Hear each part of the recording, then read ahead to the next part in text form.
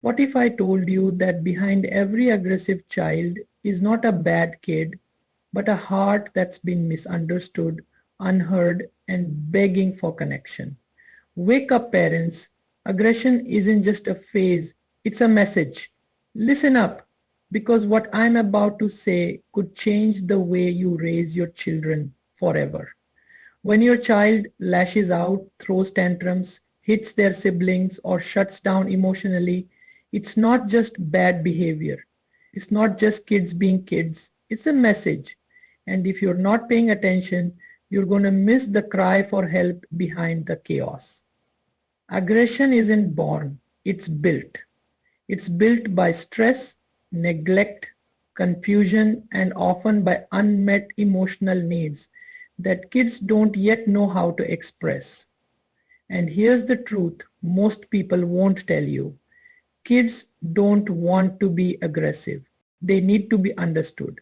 That outburst at the dinner table, it could be the result of being bullied at school. That push on the playground, it might be them copying what they saw in the home. It's time to stop blaming and start decoding. Because behind every aggressive child is a story, and if we listen closely, we might just be able to rewrite it. The hidden power of modeling. What are your kids really learning from you? They're watching you. Every word, every tone, every slam of the door, your children are absorbing it all like emotional sponges. You see, aggression doesn't always come from outside influences.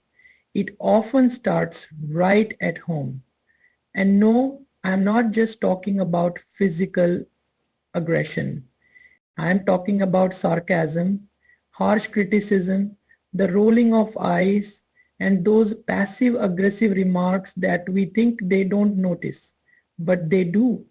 They hear it, they feel it, and they mirror it. Your child's behavior is often a reflection of what they experience. If you raise your voice every time you're frustrated, guess what? They'll raise their voice too.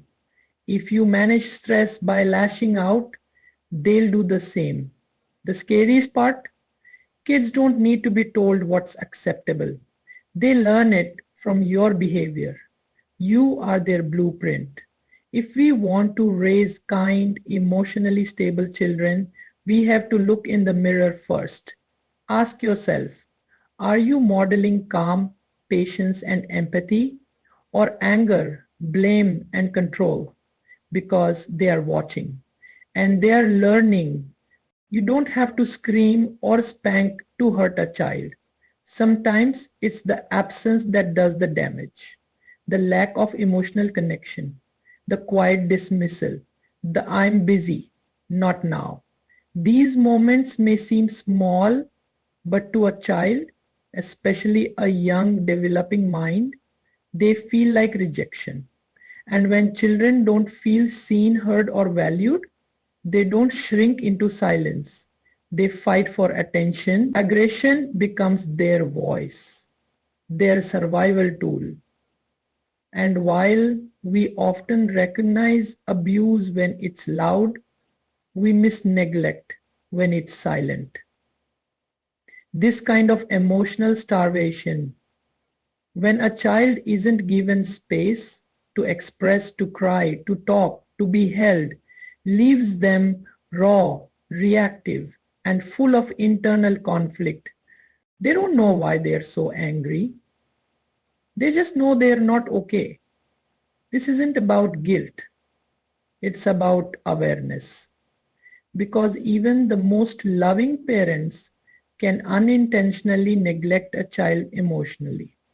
It starts when we stop being curious about their feelings, when we discipline more than we connect, and the cost, a child who grows up confused, defensive, and yes, aggressive, the environment is the mirror. Change their surroundings, change their behavior. You can't plant a flower in a toxic field and expect it to bloom. The same goes for your child. Their environment is either a sanctuary or a trigger. There is no middle ground. Is your home filled with tension? arguments, constant stress, then don't be surprised when your child explodes over spilled cereal. They're simply reacting to the emotional temperature around them. Studies have shown that children raised in chaotic or unpredictable environments are more likely to develop aggressive coping behaviors. Why? Because they are constantly in defense mode. They don't feel safe. And when kids don't feel safe, they don't act safe. So before we rush to label a child as bad or defiant, we need to ask, what's the climate of the world they're living in? Are they getting positive attention? Are their routines consistent? Is there peace or pressure? The solution doesn't always lie in discipline. Sometimes it lies in rebuilding the environment. Because when you calm the world around them, you calm the storm inside them. Screen time, isolation, and the digital disconnect. The modern storm fueling aggression. It's everywhere. The glow of tablets, the noise of video games, the endless scroll of social media. And while these tools can educate and entertain, they also have a dark side we can't afford to ignore. Screen time is replacing face time, and as a result, children are losing the very skills that keep aggression in check: empathy, patience, real world communication. When a child spends hours in digital worlds filled with violence, fast reactions, and instant rewards, their brains are wired for impulse, not instant reflection. And when they're isolated from family interactions, they lose the emotional grounding they need. They start to feel alone, misunderstood, even invisible. Aggression becomes a coping mechanism, one they often don't understand themselves. This isn't about banning screens, it's about balancing life. It's about reconnecting, making time to talk, to listen, to play. Because no app, no show, no game can replace a parent's presence. And when we unplug the devices and replug into our children, something amazing starts to happen. The aggression fades and connection takes its place.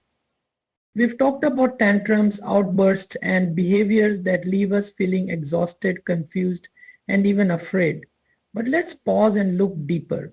Because aggression in children is never random.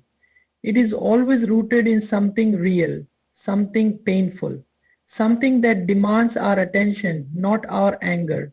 Every aggressive child is telling a story they don't have the words to express. And it's our job not to silence that story, but to hear it. Behind the yelling is often a cry for connection. Behind the defiance, a fear of not being good enough. Behind the violence, a deep unmet need for love, safety, and understanding.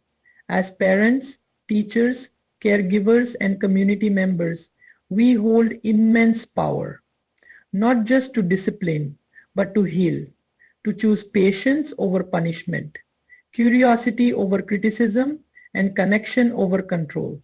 Let us remember, children are not born aggressive.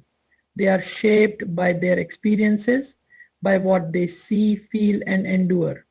We must ask ourselves, what are we modeling? What are we teaching when we think no one is watching? Change doesn't start with fixing the child. It starts with seeing the child. So I leave you with this.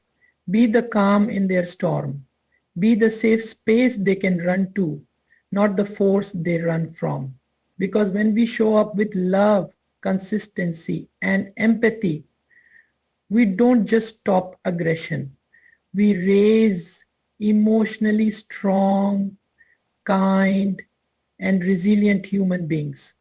And that is the most powerful gift we can give the next generation.